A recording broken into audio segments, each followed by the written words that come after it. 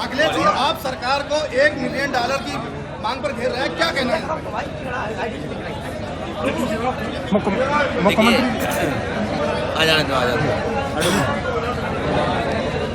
ये जो सपना दिखाया था सरकार ने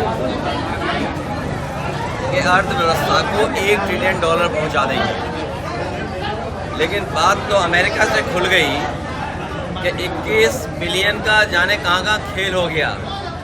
हमें और आपको ट्रिलियन में फंसा दिया और कुछ मिलियन में आ गए। तो गरीब जनता ये नहीं समझ पा रही है कि मिलियन ट्रिलियन का क्या खेल है। जो वादे किए थे जनता को कि उनकी आय दोगुनी हो जाए, नौजवानों को नौकरी रोजगार मिल जाए, कारोबार बढ़े, उद्योग लगे, और सबसे बड़ी बात है कि अन्याय ना हो, उत्पीड़न ना हो, भेदभाव ना हो, भ्रष्टाचार ना हो। लेकिन इस सरकार ने भ्रष्टाचार के अन्याय के सब सीमाएं लांघ गए, और जब सब कुछ छिपाना चाहते थे तो महाकुंभ जैसा आयोजन किया, उसमें भी झूठ बोला। ये कुंभ हर 12 साल बाद होता है, ये कोई नई बात नहीं है। लेकिन बीजेपी ने इतना पैसा लगाया, इतना प्रचार किया, लोगों को निमंत्रण दिया और उसके बाद उन्हें अपने हाल पे छोड़ दिया। जो व्यवस्था सरकार को करनी चाहिए थी, क्योंकि सरकार ये कहती रही, मुख्यमंत्री जी ये कहते रहे, हमने 100 करोड़ का इंतजाम किया है, और कम लोगों की भी इंतजाम वो व्यवस्था नहीं कर पाए सरकार के लोग। अभी जो ट्रैफिक जाम हुआ, जो लोग कहीं वॉशरूम नहीं जा पाए, खाना नहीं मिल पाया, भगदड़ में लोगों की जान गई, बहुत बड़े पैमाने पे लोग खो गए। आज भी एक्सीडेंट हो रहा है, लोगों की जान जा रही है। तो सरकार क्या व्यवस्था बना रही थी? और तब जब 1 ट्रिलियन, 5 ट्रिलियन और विकसित भारत और अमृत काल का सपना दिखा रहे हों, तो सोचिए सड़कों पे चल नहीं सकते थे लोग, और पानी गंदा, दोनों झगड़ा कर रहे हैं। एक कह रहा कि पानी साफ है, एक कह रहा पानी खराब है, तो हम किसकी माने? इसलिए इस सरकार को हटाने से ही सब चीज़ें ठीक होंगी। मैंने कहा, कानपुर जहाँ उद्योग कारखानों के लिए जाना जाता था, इसको दोबारा कामपुर बनाने का काम हम समाजवादी लोग करेंगे और विकास की गति और बढ़ाएंगे। अखिलेश जी, यूपी में पत्रकारों पर हमले हो रहे हैं, हमारे बहुत सारे पत्रकारों को स्नान करने का भी मौका नहीं मिला होगा। इसलिए मैं सरकार से कहूँगा कि जो गिनती बता रहे हैं, 100 करोड़ तो गिनती पहुँच जाए तो शायद वर्ल्ड रिकॉर्ड बन जाएगा, और दुनिया में ऐसी पहचान हो जाएगी जो पहचान कभी नहीं बनी होगी। तो इसलिए एक तो समय बढ़ाना है उनके स्नान के लिए, क्योंकि बहुत सारे बुजुर्ग अभी तक नहीं पहुंच पाए हैं, बहुत सारे हमारे पत्रकार साथी स्नान नहीं कर पाए हैं। और जो बात आप कह रहे हो, हमारे पत्रकार साथी भी दबाव में हैं। अगर सच दिखाना चाहें तो पता नहीं कहाँ से प्रेशर पड़ जाएगा, ये बेचारे अपना चैनल नहीं चला सकते, सर आप यूट्यूब नहीं चला सकते हैं, कोई खबर दिखाएंगे तो नहीं दिखा सकते, इतना दबाव है। और कई मौक़ों पर अपमानित होना पड़ता है उन्हें। हमारी पार्टी के भी लोग जो लिख रहे थे सरकार के खिलाफ, जिले घुमाए जा रहे हैं FIR लिखा करके, लेकिन इससे घबराने की जरूरत नहीं है। जो सच बोलेगा वही लोकतंत्र बचाएगा, सच ही लोकतंत्र को बचा सकता है, सच ही संविधान को बचा सकता है। ये जो लोग हैं वो जो जान लेने वाले लोग हैं, जान ले लेते हैं किसी की भी।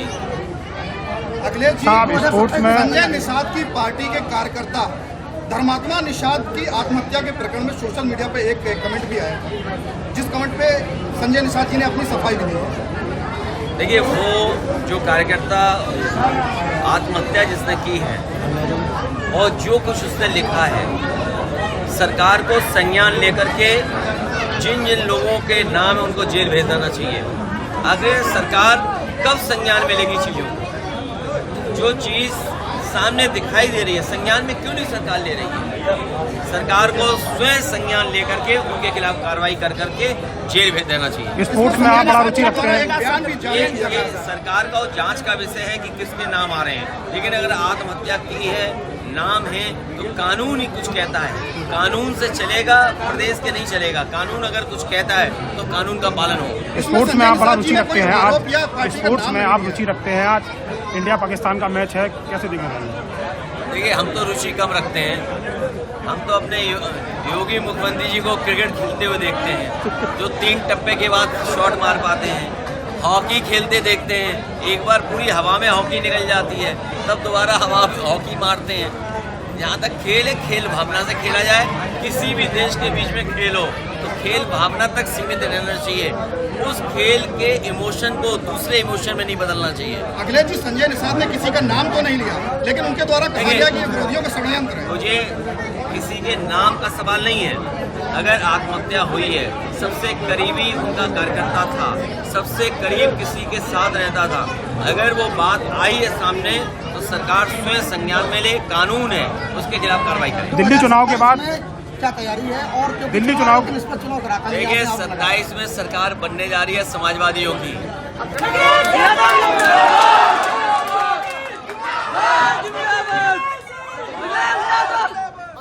बीजेपी इतनी बड़ी हार हारेगी, बीजेपी इतनी बड़ी हार हारेगी जो कभी हारी नहीं होगी, क्योंकि जनता को जो उन्होंने कहा, किसान की आय दोगुनी।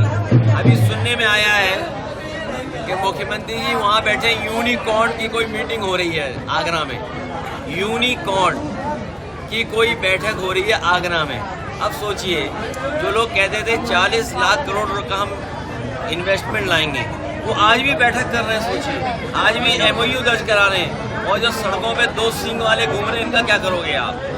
भाई, सड़कों पे जो 2 सींग वाले घूम रहे हैं, इसके लिए कोई रास्ता है इनके पास का नहीं है। सरकार ने गड्ढा मुक्त किया है, कानपुर देहात में रिपोर्ट लगाई, गड्ढा मुक्त हो गया, लेकिन कहीं भी गड्ढा मुक्त नहीं। माँ गंगा को साफ करने वाले लोग पूरा बजट साफ कर गए। जो सड़कों के गड्ढे मिटाना चाहते थे, उन्होंने सब रुपया अपनी जेब में रख लिया। और अभी तक की सबसे ज़्यादा करप्ट, सबसे ज़्यादा बेईमान सरकार अगर कोई है तो वो भारतीय जनता पार्टी की है।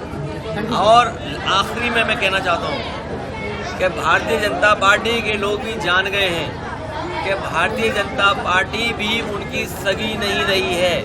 ये बीजेपी वाले कह रहे हैं कि बीजेपी की भी सगी नहीं है भारतीय जनता पार्टी।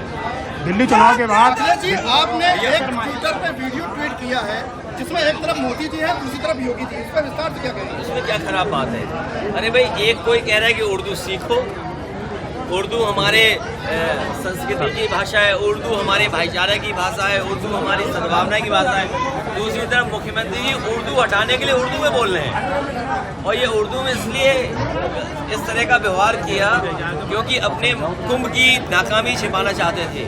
ये जो कुंभ की नाकामी है, उसको छिपाने के लिए सरकार कुछ भी उर्दू को कह सकती है, मुसलमान भाइयों को कह सकती है, और कुछ भी नया नाटक कर सकती है।